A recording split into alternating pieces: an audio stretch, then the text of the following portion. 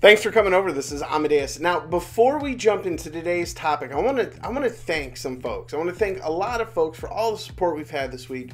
I want to specifically call out Flopsy for his generous donation to the channel this week.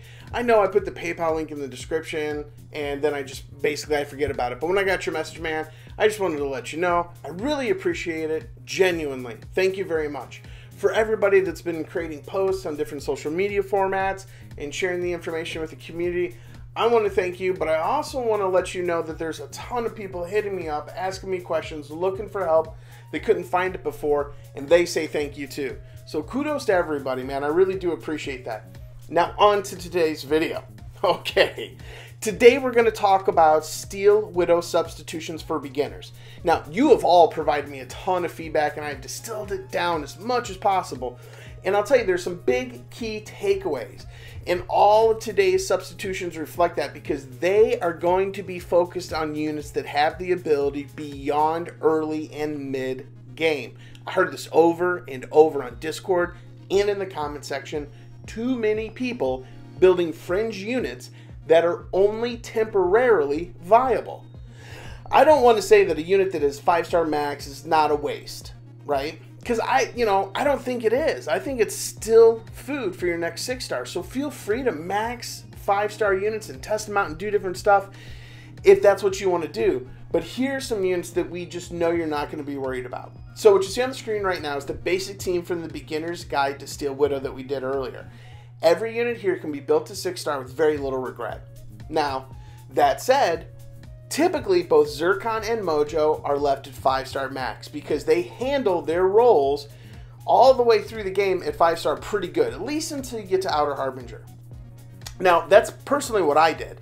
And I was really, I'll be honest, I was really holding out for their Dark Element counterparts, specifically, like you see on the screen, Wanga and Amethyst. Now, Amethyst is a straight switch for Zircon, so it's an obvious substitution. Wanga, not so much. Especially from a straight switch standpoint, because Mojo's second skill is different than Wanga's. Mojo's second skill lowers attack speed and Wanga's blinds. Now there are raids where these buffs matter, like Outer Harbinger, who is made significantly easier if he is blinded.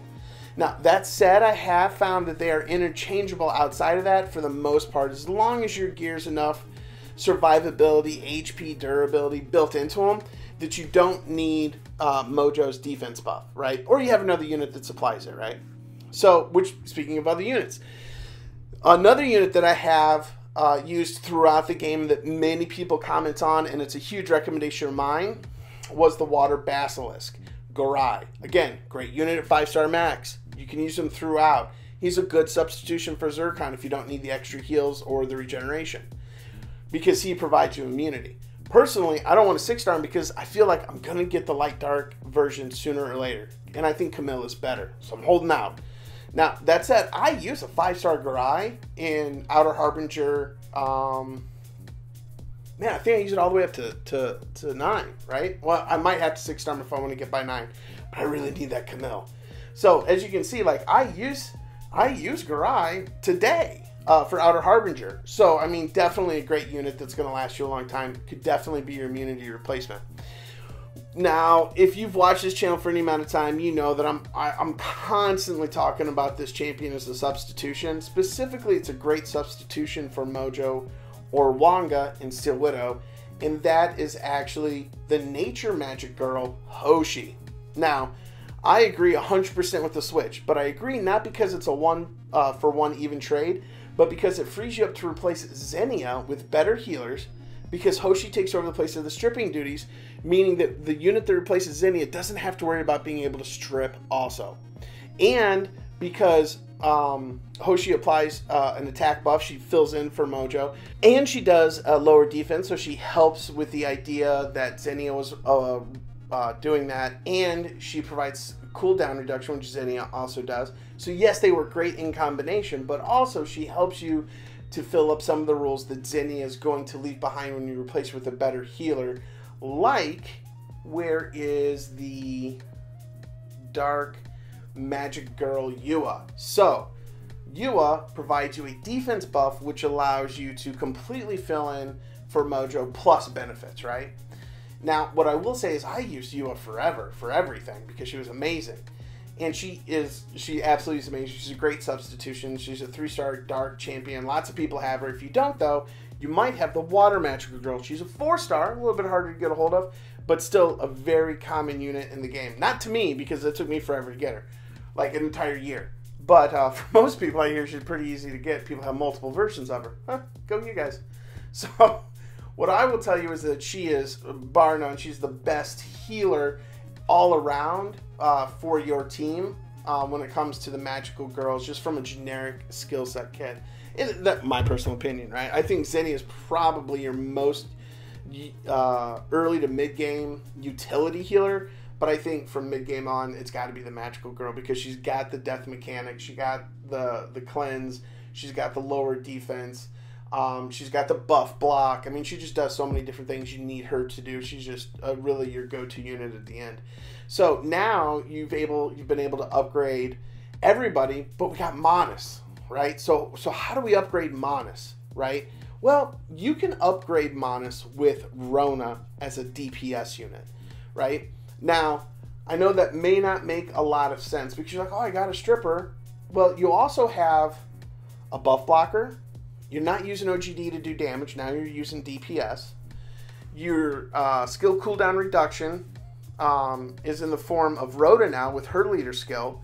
You can replace your Garai with another DPS like Nature Technician. You can replace her with Mojo. I mean, there's so many other units you can jump in here and start to replace different units with. I mean, you can even replace the Water Magical Girl with Kai Wenji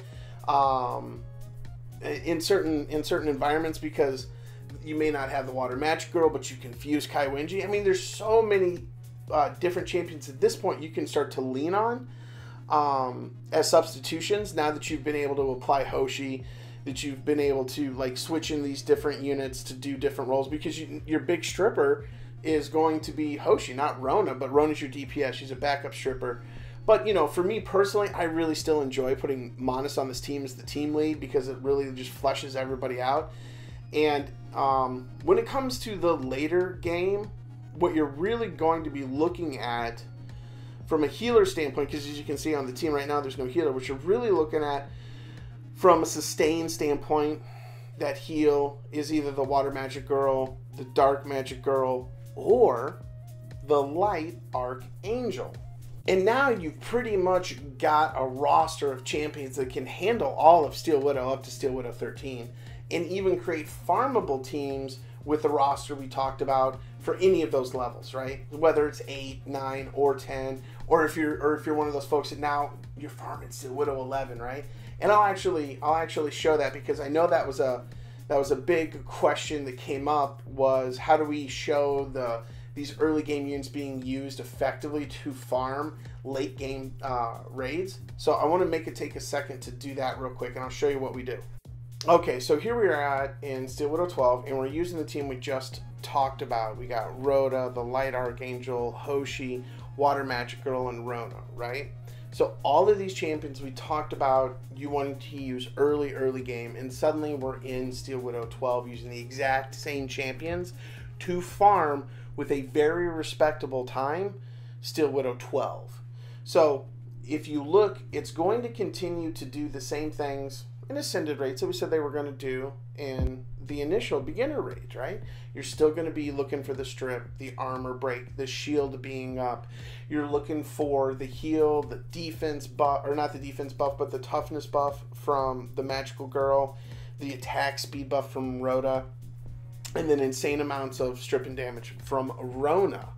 So here we are. We've basically just smeared away all of the waves in one fell swoop, and we've moved directly into the Steel Widow portion, the boss raid action of Steel Widow. And in Steel Widow 12, the champions have to be very very well built, right? They need to be skilled up. They need to have good gear on them because you've been farming this whole time, right? You know, you have to be able to make sure they have all the right synergies.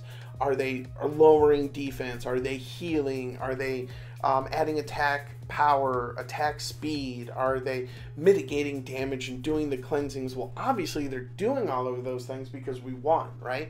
1:28. Anything below 1:30 for Steel Widow 12 and up, I think is pretty good. But if you guys got a way to drop that down even lower, let me know, because the community is always looking for faster times.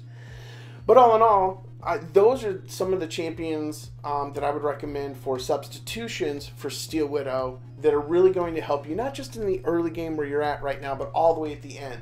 And as always, if you guys have insights, older members of the community that have been playing for a while, drop them in the comments below. If you got questions as a new player or a beginner player, mid-game player, doesn't matter. Go ahead and drop it in the comments below. Once again, thanks to Flopsy and everybody else who's really been supporting the channel this week.